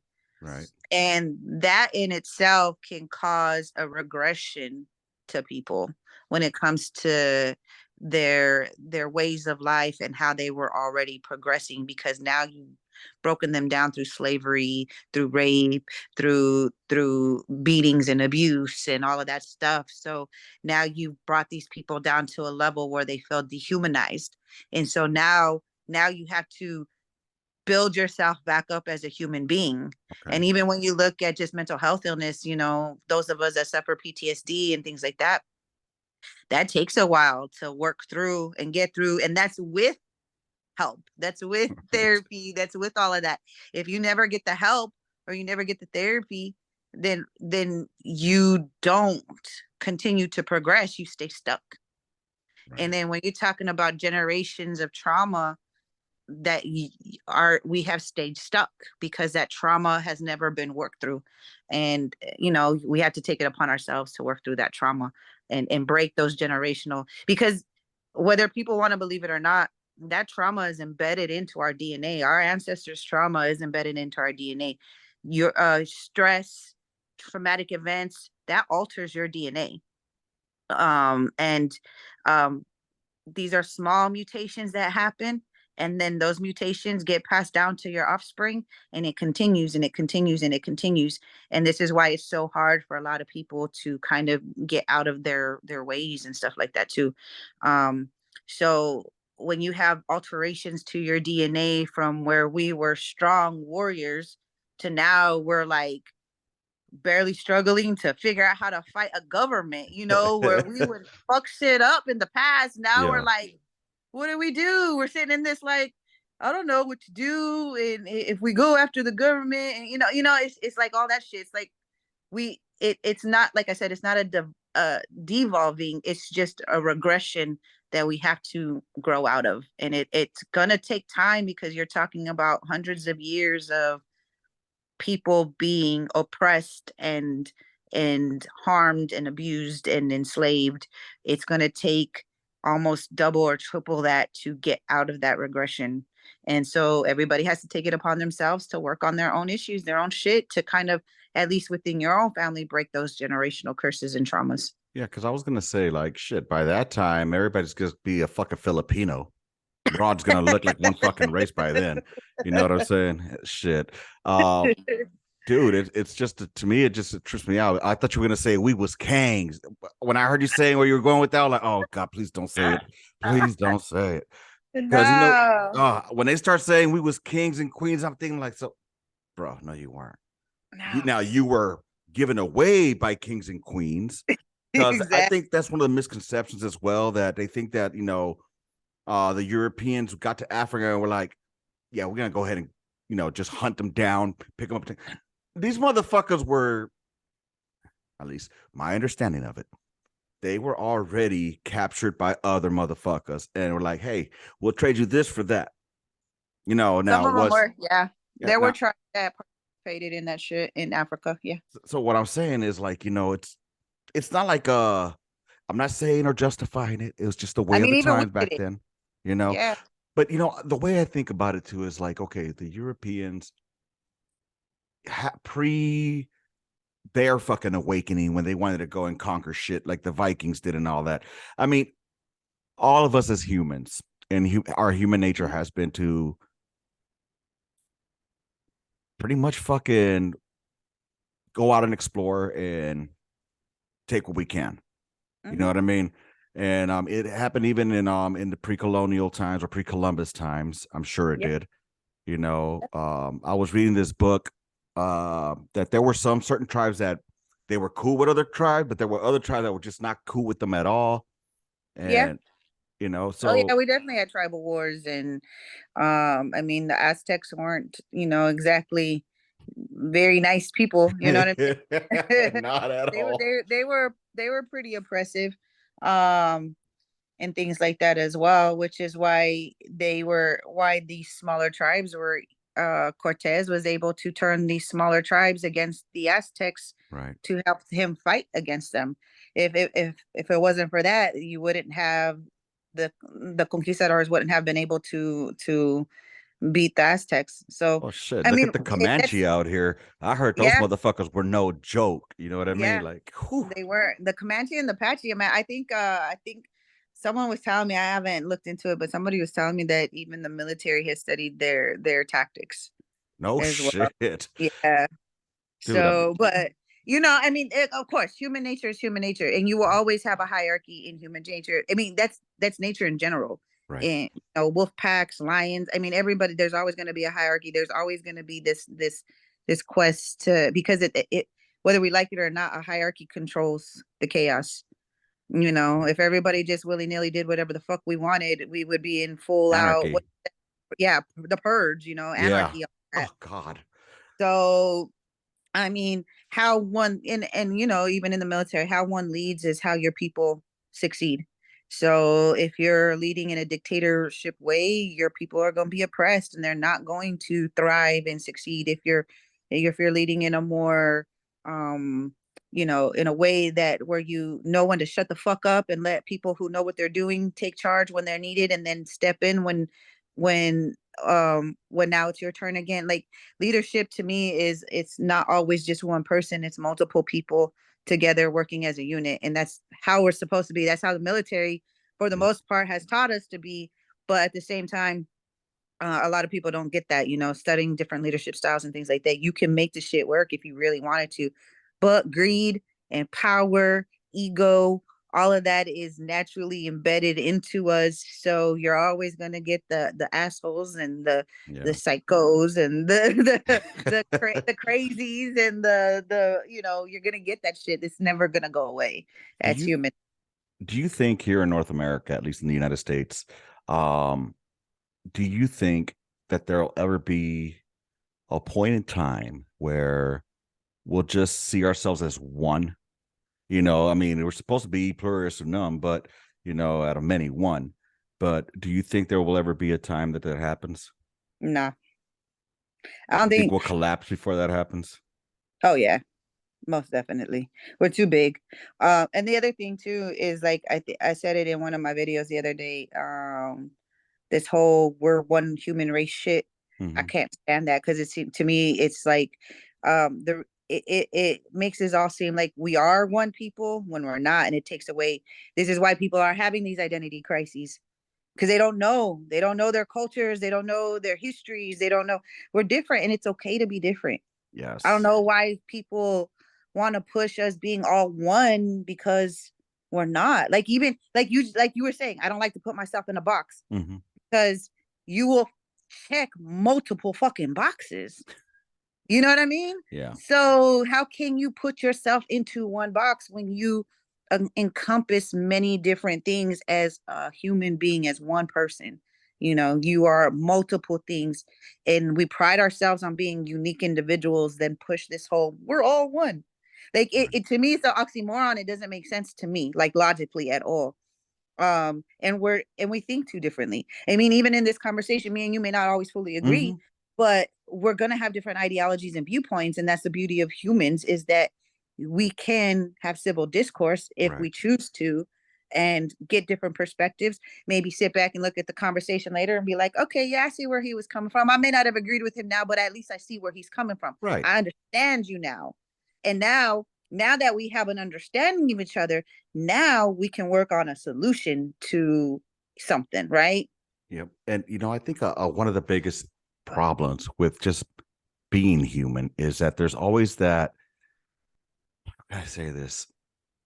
My daughter told me this because I told her, like, when I asked her, do you think that we should again, this is my 12-year-old. I'm having this conversation with her, like, Emily, do you think that we should look at one side over the other? Because I've told her, like, we have Nahuatl and Spaniard, and also you're on your mom's side, you got Scots Irish, because my wife is half white, or Mm-hmm. three quarter, whatever, white, like, Mm-hmm. anyways. And I was like, I told her, like, do you think that we should be made to choose which side, to reflect with, or which one we want to connect with? She's like, well, I don't think we're made to, but it's that one side is going to always want to be dominant to the other. Mm-hmm. And it's like, how is this 12-year-old making me think like this? Like, what the fuck? Why didn't I think of that too? You know what I mean? It's a Yeah. trip. Oh yeah, I learn a lot from my son. He'll be 17 here in a few weeks, and sometimes he says some shit that I'm like, because we get stuck in our ways, Yeah. right? Like, they have fresh eyes Mm-hmm. to the world, and they bring that innocent perspective. And I always say, man, if you don't listen to these damn kids, you are not growing, because these kids will bring you, we've been exposed to the fucking horrors and traumas of the world. Yeah. So we tend to get tunnel vision and get set in our ways, where these kids are like, yeah, I ain't experienced shit. So it doesn't make sense to me, like, what the hell you're doing? Like, what, like, why are you doing it? What, Right. and then our reply back is, you don't know shit. You ain't experienced life. And they're like, yeah, but you're obviously doing it wrong. So, Oh, we can't win with these fucking kids. They're so smart yeah, nowadays too, they man. are. They are. God But, damn. hey, I always say, listen to the kids, ask them, have the conversations. Me and my son debate all the time. Mm-hmm. It opens my eyes. I'm able to throw knowledge at him from experience, but then he's able to throw knowledge at me from an innocent perspective. And Exactly. so you able to kind of figure shit out a little bit more, have a sense of who you are and who you want to be as a person. So, but yeah, fuck these kids sometimes, Fuck because these kids, y'all. Fuck these kids. It tripped me out. I trip out on my daughter because, like, again, Emily, because she's like, oh, these white people. And I have to look at her like, so you're saying, part of you hate? And she's like, what do you mean? I'm like, well, again, your grandpa, your great grandpa, he's Scots Irish. So, and then she's like, oh, well, so like, yeah, you might want to be careful how you fucking put people down. You Mhm. know what I mean? But it's because to her, when she thinks white, she thinks Starbucks. What the Mhm. stereotypical white person is. Yeah, So yeah, eventually, I want her to stop looking the at people through. Karens and shit. Yes. So I want her to stop looking at people through the lens of a color. You know what I mean? Mhm.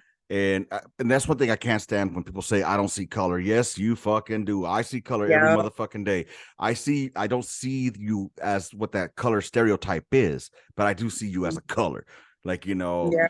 because we're all prejudiced, no matter what the fuck anybody says, we're all prejudiced, y'all. Hmm. And I mean, That's how I see that whole we're one race shit. It's the same thing as I don't see color shit. It's yeah. like you'll see color when you got to report my ass to the cops. Thank you. You'll see Thank you. color Oh my. Oh. when you got to describe what the fuck I look like.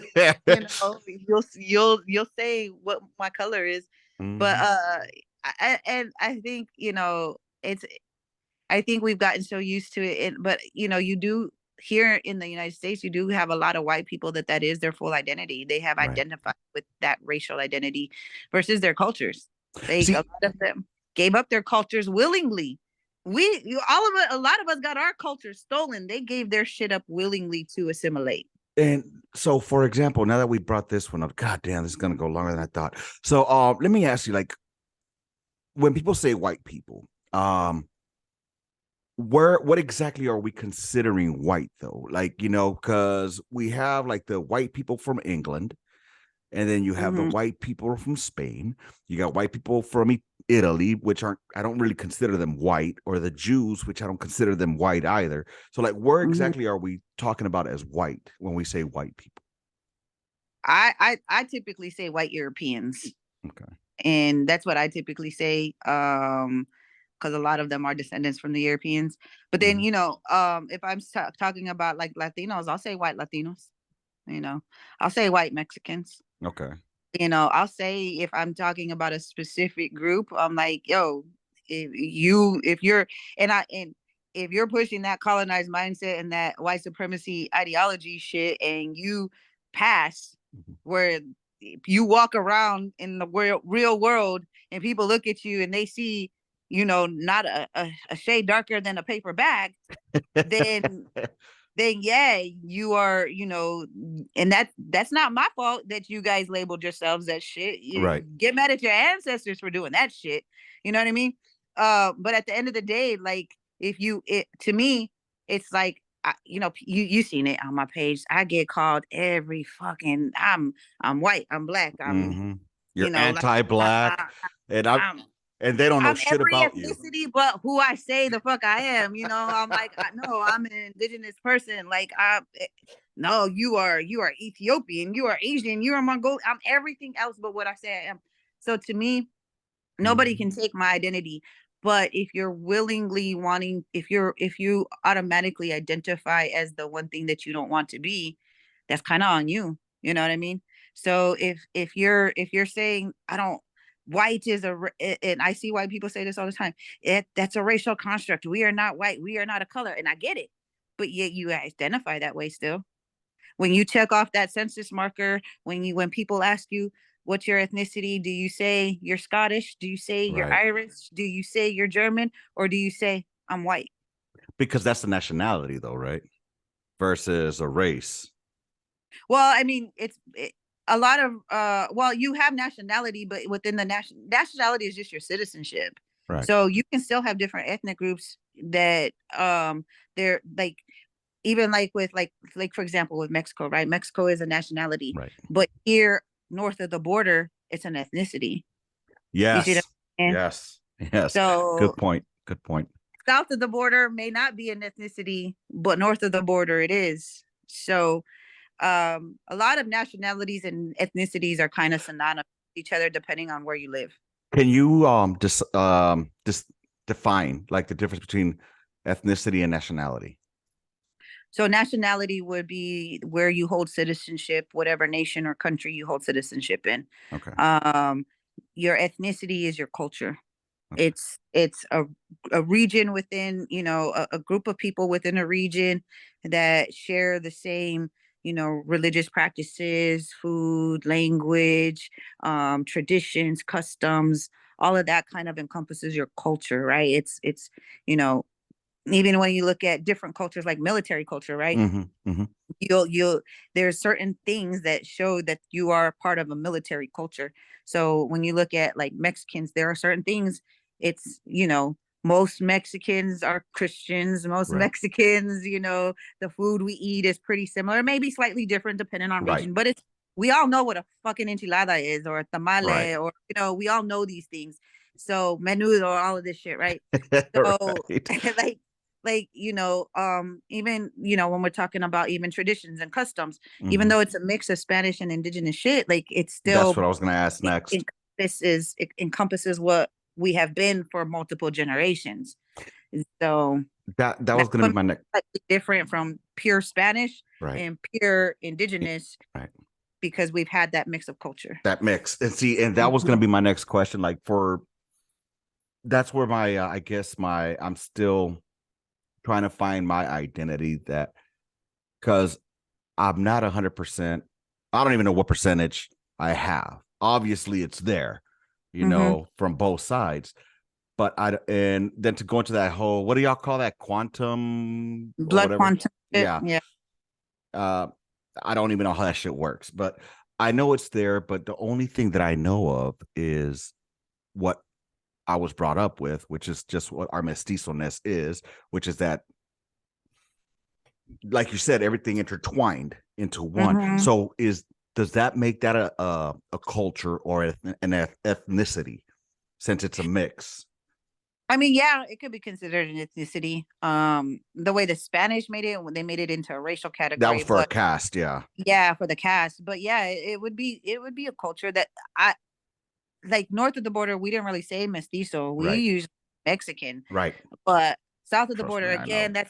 that's where it changes, right? Yeah, South of the border, they didn't say Mexican, they said mestizo. right. So I think that's where the confusion happens between our people because of this damn border. All of these things, these identity crises, Yeah, these confusions of who we are happen because of colonization. Like I said, before colonization, people were mixing with each other, no yeah. fucking problem. You weren't a race. You weren't white. You weren't black. You weren't brown. You were your tribe, Right, right. and that was it. And if you married with another tribe because of whatever reasons, whether to bring peace because there was a war, Right. whether to just split up because we were getting too big, whatever the Mm-hmm. reasons, right? Like those cultures mixed. Word. There was always a mixture of culture, which is why you see similarities all over the world. You know what I mean? Yep. And so there wasn't this sense of choosing one over the other. You just became, Right. and you were part of your tribe, and you were your tribe, and your tribe was you, and that's what it was. But colonization forced people to, well, one, it stole people's identities. Right. It took their cultures away.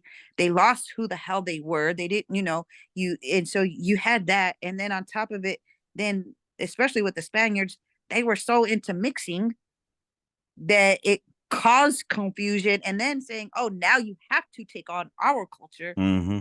So then it was just like, that's why we're all in the fucking identity crisis. Everybody's trying to figure out who the hell they are, because they fucked us all up in the Yeah, they head. did. Oh my God. Oh. Like I'm so like happy. Like I'm on this journey, and I want to get to know also, like, the tribes of America, like I got, Mhm.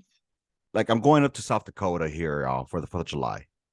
And we're gonna be going through the Pine Ridge, the res up there, and one of my old soldiers, he's up there, I think in Rapid City. So I want to link up with him just because I want to learn more of their culture. You know what I mean? Mhm. The Lakota Sioux. I have an interest in it. I'm a history guy. I love fucking Mhm. history. So, and I envy. I guess it's the word. I envy how they can trace their lineage. You know what I mean? Mhm. Um, and I can't. I have like I can only go by what I've heard and what Yeah. I read, not by any oral traditions or any oral stories. You know what I'm saying? Like, Mhm. because my grandmother, she was born 1897, and she looked like a little indita. You know what I mean? Like your typical little pipili indita that they show. That's what she looked like. But I never asked her about any of that because I was too young to even try to even have those conversations. And even now, when I try to talk to my mom about it, it's already that mestizo mindset. Like, we only know what we know. You Mhm. know, we don't know anything more than that. I only know that my mom's grandmother was of a tribe in Nicaragua, and that my mom's grandfather was from Costa Rica, but he came from Spain to Costa Mhm. Rica and then migrated to Nicaragua, where he met my great grandmother. They got together, and that's as far back as I go with the lineage on my mom's side, you know. So, And it's and hard because, oh, sorry, I didn't mean to no, no, cut you're you off. good. You're good. I was gonna say it's hard because the way the Spanish colonized us was different than how the British colonized North America. And so, and the like North America, they actually wrote down your tribes. They wrote down your lineage. They did those. They were doing that. Where the Spanish, they didn't care. They didn't. They're like, you're Mexica, cool. You're still Indio. Yeah, You know, Indio. That's all it was. yeah, Puros Indio. Indio. And so that was the thing. So that's why so many people have a hard time, especially within Latin American countries, Mhm. is that people have a the identity crisis for us is just as real as it is for some of these, Black people that are having this identity crisis, because people, and then we're so highly mixed Yeah. that that we don't know, like, and then you can't trace it because they destroyed records, or Mhm. they automatically erased you by not putting down your tribe and calling you an Indio from the jump. And then once you mix, then you were no longer Indio, you were mestizo. Yep. And then if you were a mestizo who married another Spanish and had a child, then your kids were no longer mestizo, they were castizo. You know Right. what I'm saying? So then it was always a new identity, And which what's has fucked caused up. the confusion. Well, not only that, and then you think about it, like I'll speak for Central America itself. Um, with so much chaos that's happened out there, all these civil wars, all these documents just disappeared, they get burnt down in the government Yep. buildings, so there's a loss of history there, Mm-hmm. and there's nothing nothing tangible, to grab onto. At least in my case, you know what I'm saying? In my case, I mean, I'm sure if I was to go down that rabbit hole, but going to El Salvador, going to Nicaragua is not that cheap. You know what I'm saying? Mm-hmm. And then also greed is a motherfucker, because some people, they'll tell you what you want to hear, you know. Yeah. So it's and I don't and know. the erasure of history, like people always say, why are you living in the past? It's not living in the past. It's understanding the past and trying to Yes. get the truth of the past. Because when you get to the truth of the past, get you're able to figure out who you are. And sometimes you'll never be able to, and sometimes people have to come to terms with that, and Yeah. it's a hard reality for some people. But at the same time, at least understanding what happened kind of gives you closure in a sense. Yeah. You know, and many indigenous peoples, if you can even if you're like I was told by a few elders, they're like I haven't found my people yet, I haven't found my tribe yet, you know, where I come from. And they're and one of the elders said, your tribe lives in your heart, and you know your people will find you when it's right. But at the same time, they also said, you know, you don't have to be legally connected to a tribe to be adopted by a tribe. Word. There will always be people who will take you in. You will always find your tribe, regardless if it's not your exact people. Mm-hmm. You will always find a tribe to connect to. Like I saw somebody the other day, they're like, my tribe is my running group, you know? Right. That, you know, that's what it is. You will find a tribe somewhere where you fit in, and that is who your people may become. It may Right. not be they were, but it's also who they become. Yeah, I think right now my tribe is, you know, those of us that are of European and indigenous blood. And that's as far as I can take it. I want to take it further back more and connect more, but at least I'm happy I'm at that situation. And then, you know, I'll continue going down that rabbit hole. Like I went through the Lopez line. Like, where did the last name Lopez come from? What does it mean?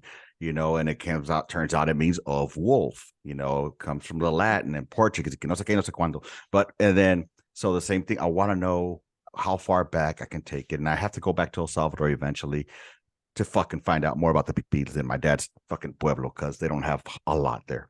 El Salvador's Yeah. a poor little. The one thing I did end up learning was that Cuscatlan meant jewelry or jewel, land of jewels in Nahuatl, and that's what it was called back then. So far I'm putting things together little by little, you know. Real quick before we end, do you have any recommendations as far as like literature for those of us that are starting? Because I'm at the baby steps, you know, in this journey. Uh-huh. What is some good literature for those of us that want to reconnect with the Mesoamerica, or that we can read up on? I honestly tell everybody to start with the book American Holocaust, Okay. because that gives you an idea of what our people went through. And then from there, then start going down because that's going to start opening up your mind and questions to like, okay, this happened here. So now I want to research more of this. And now I want to research more of this. And you go down the rabbit holes. But when you go down the rabbit holes, I always caution people, make sure that when you're looking at books, pay attention to who the author is. Yeah. Kind of research the author a little bit to make sure they're not some kind of ethnocentric person, because we have ethnocentrists in our community as well, right? Mm-hmm. Um, and then look at different perspectives throughout history. Read different perspectives, and when you read the different perspectives, you can kind of cut through all the bullshit, Yeah. you know, because you'll see the commonalities that are occurring. And then you're like, ah, okay, so this is more probably where the truth lies, because this person said this person said this, and this person said this, and they all basically said the same thing. So now we can kind of find more of the truth. It may not be the exact truth, but it's closer to the truth. And then I mean, documentaries are good to Mm-hmm. kind of get an idea of reading getting online and just reading different articles, historical articles and different papers. I can't recommend exactly, because I literally go down rabbit holes Yeah. myself. Like I go down and I go from one resource to another one, and it's just like by the time I've gone through seven, and I'm like, I don't even know where I started. But Right. What the original uh, question was. yeah, but the American Holocaust is a good one. We're talking about what happened to our people, Okay. and that gets you kind of started down the path of understanding what happened to our people, how it happened, and then allows you to kind of take it from there, because that's the first step, is knowing what happened. And then you can then be like, all right, so this is the starting point, what happened. Now you can either go backwards or go forwards. Does it But tell now you how you much have time is left by any chance? no, it still says recording. Okay. It's probably gonna hang up on us. I'll just send you the link for a quick 2 minutes so we can wrap it up. Okay. Yeah. Yeah. Sounds good. All right. Give me 1 second. I'll send it over to you. All right, y'all. Went through another link here. So you were saying American Holocaust Mhm. is one that would go ahead and at least the first step into getting the literature in, right? Yeah, getting the literature and kind of because it's the starting point of what happened from with our people, Mhm. but then again you can from there you can go backwards and then you can move forward because then you can look backwards at pre-colonization. Oh, a good YouTube I don't usually promote YouTube videos, but this is an actual documentary, and it timeline did it. It is called the true, I think it's true ancient or true Native American history. I Let think I know me which one you're talking about. It's like about a Yeah, 3 hour long one. yeah. So that's a good one to kind of get some idea of how our people lived before Columbus, Right. outside of the atrocities. Um so when you find that one, I have it posted on my TikTok, but where it was talking about creation stories. Right. So that one is a good one, and there's actually more. There's more than just that 3 hour one. There's actually a couple of more that are about another hour or 2 hours long, that Okay. talks about different things. So that and it goes everywhere from creation stories to how we um how we did our agriculture, languages, how we built structures. I mean, there was like it goes into like even when it came to like larger empires like the Inca and the Aztec who conquered, smaller tribes. Like it talks about like all of it. So So it's the true ancient origins of the Native Americans, 1491 before Columbus. Is that yep, the one? that's the one. Yep, Okay. that's the one. Yeah. Dude, I sometimes go into far left bullshit or far right bullshit. Sometimes I got a left field. Like, did were we influenced by my shit goes out of this world to say, put Mm-hmm. things like, were there connections with other beings above? But that's gonna open up another fucking can of worms that we can't do The right star now. people, our people believed in the star Yes. people. Yeah, Mm-hmm. and so maybe we could discuss that on a future episode if you don't mind, if Yeah. you have any knowledge on that. You would fucking blow my brain out with that. But thank you, thank you, thank you. What are your socials so that people go and follow you? On TikTok, it's Brown Girl Pride 0. Um, again, my third account. So, and then on Instagram, it's Melinda Rae RAE 82. So MELINDA RAE 82. And then Brown Girl Pride 0. So those are my two main socials that I use. A lot of my content from TikTok I post to Instagram. Okay. Not all of it, because some of it is just a little arguing back and forth. So I don't really post all of that to Instagram. But most of my educational stuff I post to Instagram. So you'll at least get a whole, understanding and basis of the education stuff.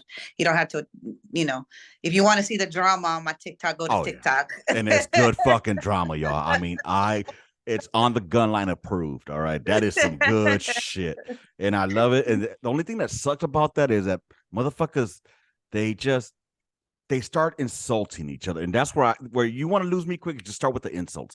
But like, okay, I know that you Yeah. don't know shit, or I don't claim to know shit. I don't look. I don't have a PhD.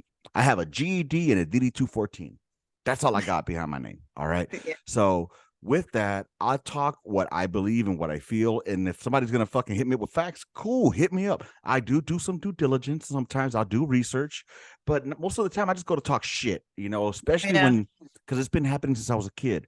The blacks are always saying like, "Oh, we the real ones over here, motherfucker. Get your ass back to motherfucking." Mhm. What they say, go back to Mexico and all this shit. Like, anyways, so the shit talking Yeah. was always there in my. Anyway, I'm gonna stop before we go. Thank you very much again, Melinda, for being here. I really do appreciate this. And don't disconnect just yet. I just got to do my closeout. All right. No So, problem. Well, thank you for having me. oh no, no doubt, no doubt. With that said, make sure y'all go check that out. If y'all like this episode, make sure y'all give this motherfucker a like, a thumbs up, or whatever the fuck y'all do out there. Just get that algorithm shit going. Yeah, rounds complete. End of mission. Gunline out. March order, motherfuckers.